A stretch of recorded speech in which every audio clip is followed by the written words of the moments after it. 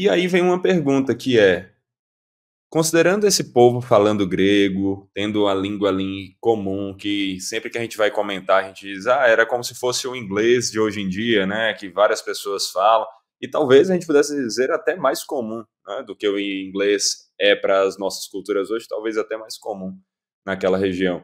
Aí já não sei se você pode comentar mais, mas a pergunta é, Jesus e os discípulos, eles então estavam fazendo uso de que versão quando eles fazem citações, quando eles estão ali falando do Antigo Testamento, eles estão se referindo à Bíblia hebraica, a versão hebraica do Antigo Testamento, ou à Septuaginta? Bom, para essa resposta eu preciso fazer aqui uma distinção. Eu queria primeiro fazer um recorte do momento em que Jesus está realizando seu ministério com os discípulos. E um segundo recorte, que é quando Jesus já está assunto aos céus, ele já deixou a companhia física dos seus discípulos e os discípulos começam, então, como apóstolos de Cristo, a propagar a fé e, inclusive, escrever as obras que nós temos no Novo Testamento. Eu faço isso por quê? Porque eu acredito que, primeiro, nós estamos lidando com uma questão que não é tão simples de responder, nem mesmo do ponto de vista linguístico, das línguas de fato usadas e faladas por eles. Nós temos grandes indícios, mas a gente não tem, vamos dizer assim, a gente não tem como bater o martelo e dizer, e cravar dizendo, olha, é isso. Então, assim, eu preciso dividir em dois momentos. Primeiro, a gente precisa lembrar que o ministério de Nosso Senhor e dos seus discípulos, inicialmente, ele foi realizado na região da Galileia. Galileia ficava ao norte de Samaria, então você tinha Galileia ao norte, Samaria, e ao sul ficava a Judéia, né? Basicamente, o ministério de Jesus, ou predominantemente, o ministério de Jesus ocorreu na Galileia, eventualmente em Samaria, e uma boa parte, obviamente, na Judéia, sobretudo o fecho do ministério dele ali com relação à sua morte, ressurreição e ascensão. A sua morte e ressurreição, perdão. Então a Galileia é essa região ao norte. E a Galileia não era uma região muito bem vista e nem muito bem quista pelas pessoas que viviam em Jerusalém, principalmente pelos líderes religiosos. Não à toa que o próprio texto bíblico, tanto no Antigo Testamento quanto no Novo, fazem alusão à Galileia como sendo a Galileia dos gentios. A Galileia dos gentios. Mas não apenas porque a Galileia era uma rota romana para, por exemplo, escoar mercadorias, mas também porque a região ela havia aderido perspectivas gentílicas, que poderiam, inclusive, incluir a própria língua franca, que era o grego. Apesar do Império ser romano, e a língua do Império Romano ser o latim, e você poder ouvir o latim ali no primeiro século, principalmente nas relações entre os soldados romanos, mas a Galileia, ela é tida, ela é tomada, ela é tratada, principalmente pelos de Jerusalém, como Galileia dos gentios. Quando a gente pensa nessa perspectiva, a gente não pode ignorar a possibilidade de que, por exemplo, ali também você ouvisse em algum ponto da cidade, numa esquina ou noutra, uma conversa em grego. Não dá para negar que, eventualmente, o próprio Senhor Jesus Cristo e os discípulos que são da região, que vivem na região, também falassem um pouco de grego. Embora parece estar assentado já que o aramaico era a língua predominante, era a língua do dia a dia. Enquanto que o hebraico seria a língua da religião, a língua, por exemplo, da sinagoga, ou a língua, no caso de Jerusalém, ali no templo, mas as leituras seriam em hebraico, a dinâmica seria também em hebraico. Mas você encontraria o aramaico de uma maneira muito fácil, muito simples, naquele contexto, tanto da Galiléia, quem sabe da Samaria, e também da Judéia. Então, sendo a Galiléia dos gentios, a gente pode imaginar que qualquer galileu tinha, mesmo que não tivesse fluência na língua grega, tinha algum conhecimento da língua grega. Então esse é o primeiro ponto. E aí nesse primeiro ponto a pergunta é, como é que Jesus faz alusão? As alusões que Jesus Cristo faz, ele faz alusão baseada em quê? Num texto da Bíblia hebraica ou um texto de uma eventual versão da Septuaginta. Nós sabemos que o contato de Jesus com a sinagoga era muito forte. Jesus era, de fato, um típico judeu, um frequentador, vamos dizer assim, de sinagoga. Ele era alguém que foi instruído, ele foi alguém instruído na lei, ele passou por alguns processos naturais como qualquer judeu passaria.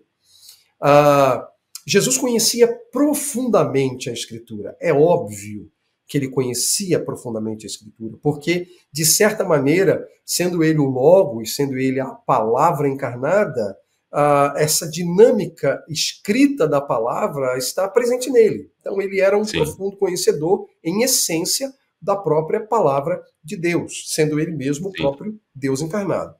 Sim, sim. As alusões que Jesus Cristo faz é bem interessante, porque Jesus faz mais alusões ao Antigo Testamento do que citações do Antigo Testamento. Interessante. Ele faz muita alusão. E na bom alusão, a gente só fazer uma distinção. Sim, eu sei que para alguns pode ser ponto. pressuposto já o que significa, mas a distinção entre as duas. Sim, esse é o ponto. Eu fazia exatamente isso. Na alusão, você lança a mão de memórias do Antigo Testamento, ou de memórias históricas do Antigo Testamento, ou mesmo memórias escriturísticas do Antigo Testamento, onde não existe tanta necessidade de ser de algo ipsis literis, dizer exatamente o que estava escrito. A alusão, por exemplo, é quando eu falo, por exemplo, vocês lembram aí da história quando Abraão leva o seu filho Isaque ao monte para sacrificar? Bom, eu estou fazendo uma alusão, mas eu não estou citando ipsis literis o texto. Já a citação, ela embora possa ter ali ajustes, né, adequações na citação, dependendo do interesse que há por detrás, a citação ela lida diretamente com o texto. Ela cita, eu vou usar aqui o exagero, ela cita ipsis literis, mas nem sempre era ipsis literis, nem sempre era realmente como estava escrito. Mas ela se preocupa mais com o texto propriamente dito. E aí, voltando para Cristo, o Senhor Jesus Cristo ele faz mais alusão ao texto bíblico do que necessariamente citação. Então a gente pode lembrar quando ele conta a história de Jonas, por exemplo, ter passado 3 dias e 3 noites no ventre do grande peixe e fazer vamos dizer, um vínculo disso com a sua morte e ressurreição. Ele faz uma alusão. E nós poderíamos citar tantos outros textos. Mas Cristo faz citação também. Sermão da Montanha, por exemplo, ele diz, olha, ouviste o que foi dito pelos antigos, não matarás, não adulterarás, não furtarás. Isso é uma citação. Mas quando você faz uma análise dos evangelhos e das citações ou alusões feitas, as alusões elas têm ali vamos dizer assim, uma primazia em relação às citações. E aí, basicamente, não dá tanto para a gente distinguir se o Senhor Jesus Cristo tinha contato imediato e claro com a Septuaginta, ou se as alusões feitas elas estavam de fato baseadas no texto hebraico. Não há como precisar essa questão. Né? Mas a coisa muda quando a gente vai para um segundo momento. Lembra que a gente fez uma separação? Aquele recorte inicial ali de Jesus com os discípulos e depois que Jesus parte, que Jesus ascende aos céus. Esse momento é um momento diferente, é um momento novo. E aí sim, quando você pega os escritos do Novo Testamento, sobretudo as epístolas paulinas, o escrito de Tiago, os escritos de João, de Pedro, o próprio escrito de Judas, Hebreus, né?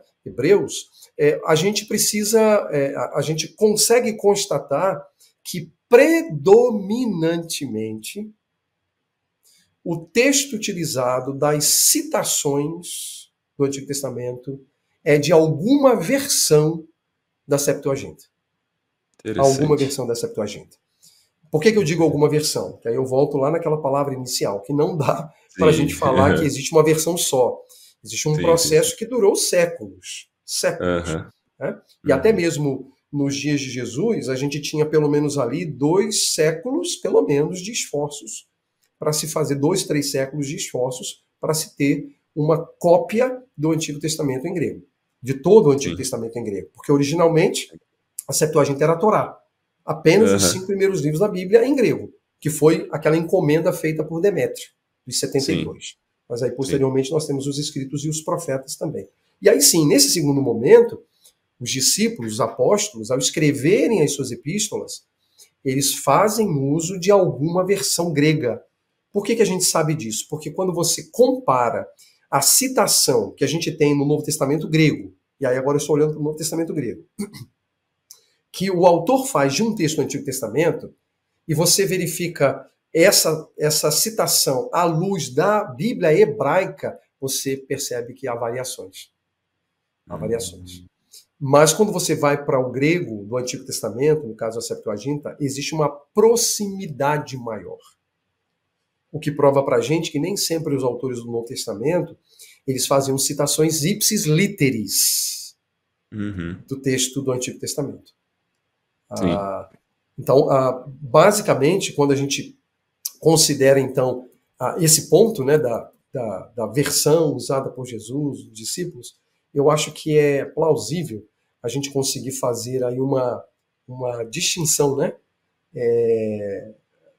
entre o momento em que Jesus está com os discípulos, onde Jesus está ensinando os discípulos, obviamente pautado no Antigo Testamento, e o momento quando nosso Senhor já não está mais com os discípulos e os apóstolos agora vão escrever as suas cartas e precisam ter em mãos ou na memória textos bíblicos para instruir as igrejas.